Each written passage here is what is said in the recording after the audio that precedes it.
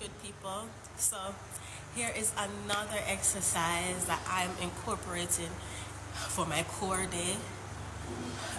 You're gonna need a Bosu ball, the the half ball thing, and it's basically a plank on the Bosu ball, a high plank, meaning a plank on your in your palms. So you want proper form is key, of course. You want your shoulders, elbows, and wrists in line. In that plank position, you keep your core tight, kind of tuck your pelvis a little, and then this is it basically.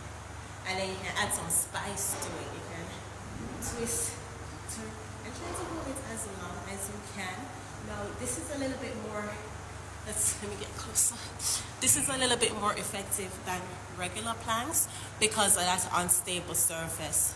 You know, that Bosu ball is unstable, so it forces you to engage your core more as opposed to on a regular plank. I don't know, like a modification, I know not a lot of us can hold a plank for too long, so try your best and slowly but surely build up your strength. Honestly, I've never tried elbow plank, which is a little easier than arm hand.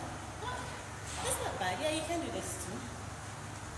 Alright, don't forget to keep your core tight. And when I say keep your core tight, imagine that somebody's punching you in your stomach, so you're tightening your core but you're not holding your breath. Alright, you're in that defense mode where you're tightening your core but you're still breathing.